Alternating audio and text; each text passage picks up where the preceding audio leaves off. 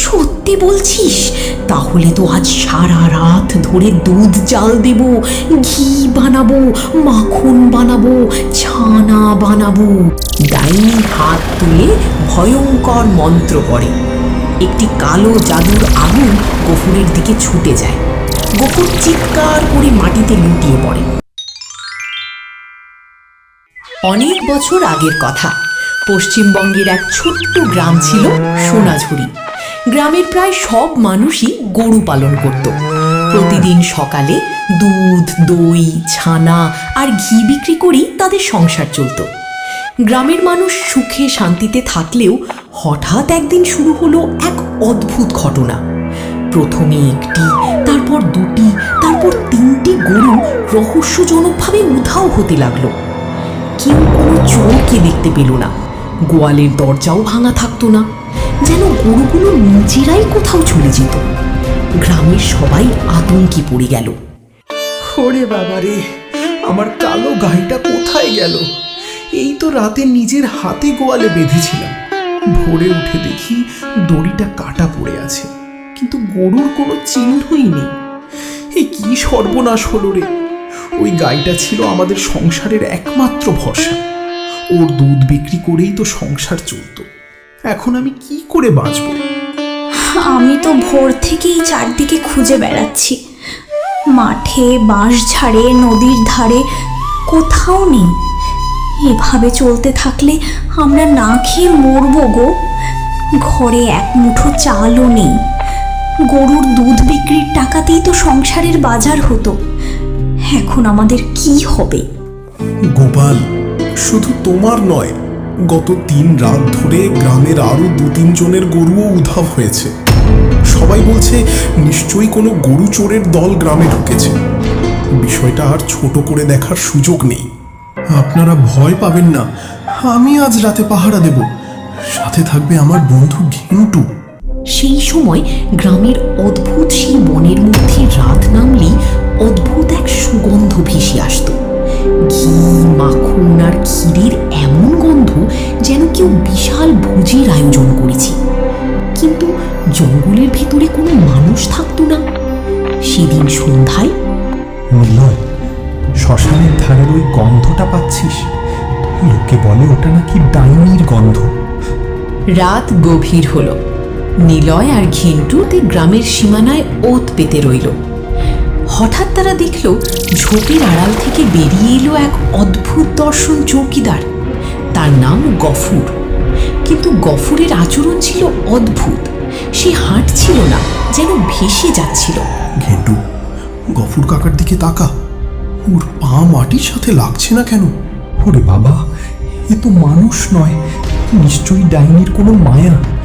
গফুর আসলে ডাইনির বশ করা এক কৃতদাস, যে রাতে সবার অলক্ষ্যে গরুগুলোর রাস্তা পরিষ্কার করে রাখে। নিলয় ও ঘেন্টু লুকিয়ে তাকে অনুসরণ করতে লাগলো। তারা বনের একদম গভীরে গিয়ে দেখল সেখানে শুধু ডাইনি নয়, বরং আরো 2 জন সহকারী ডাইনি বসে ঘি তৈরি করছে। আরে ওরে, দুধ কি সব শেষ? এক ফোঁটাও আর বাকি নেই নাকি? এত বড় হাঁড়িটা তো একেবারে খালি হয়ে গেল। কাল রাতে যা এনেছিলি সব শেষ করে ফেললি? চিন্তা করিস না বোন, ওই তো গফুর আরেকটা গরু নিয়ে আসছে। আজকে আমরা বিশাল ভোজ খাবো।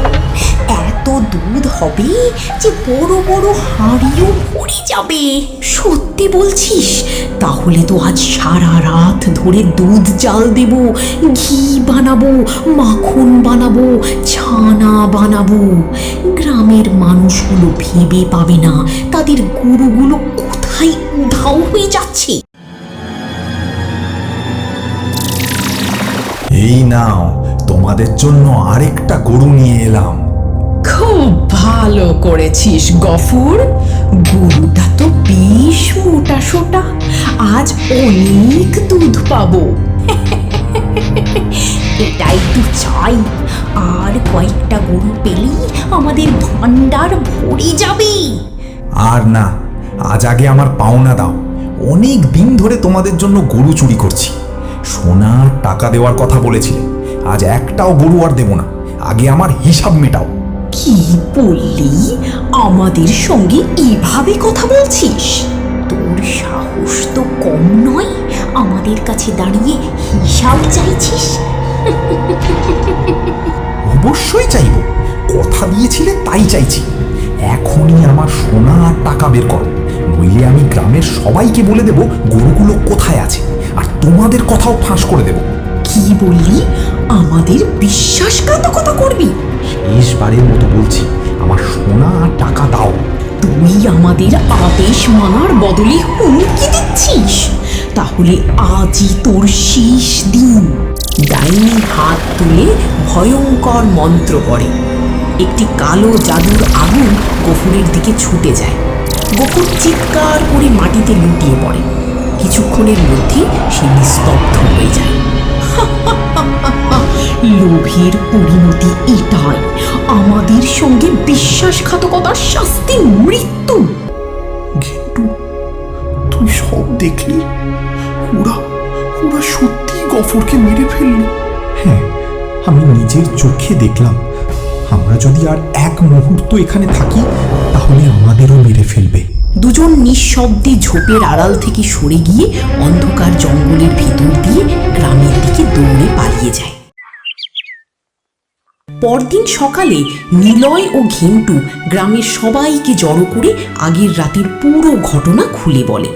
তারা জানায় গফুর ডাইনিদের জন্য গরু চুরি করত এবং টাকা সোনা চাইতে গিয়ে তাদের হাতে নিহত হয়েছে। সব কথা শুনে গ্রামবাসীরা, গফুর লোভে পড়ে নিজের সর্বনাশ করেছে, কিন্তু ওই ডাইনিদের আর একদিনও বাঁচতে দেওয়া যাবে না। সবাই মন দিয়ে শোনো, ভয় পেলে চলবে না। আমরা যদি আজ চুপ করে থাকি, তাহলে কাল আরো মানুষ মারা যাবে। ঠিক কথা, ঠিক কথা। সেদিন রাত গভীর হতে পুরো গ্রামের মানুষ একজোট হয়ে জঙ্গলের উদ্দেশ্যে রওনা দিল। কারো হাতে জ্বলন্ত মশাল, কারো হাতে শক্ত লাঠি, আবার কেউ সঙ্গে নিয়েছিল ঢাক আর শঙ্খ। জঙ্গলের গভীরে পৌঁছে সবাই একসঙ্গে জোরে জোরে ঢাক বাজাতে আর শঙ্খধ্বনি করতে শুরু করল। চারদিকে সেই বিকট শব্দ ছড়িয়ে পড়তেই নিস্তব্ধ জঙ্গল যেন কেঁপে উঠল।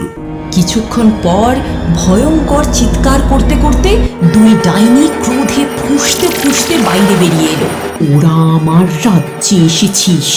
ডাইনি যতবার জাদু করলো, ততবার গ্রামের লোকেরা শঙ্খ আর ঘন্টা বাজাতে লাগলো। অবশেষে ডাইনির জাদু দুর্বল হয়ে গেল।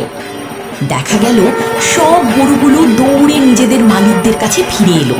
ডাইনি শেষবার চিৎকার করে বলল, আমি আবার ফিরবো।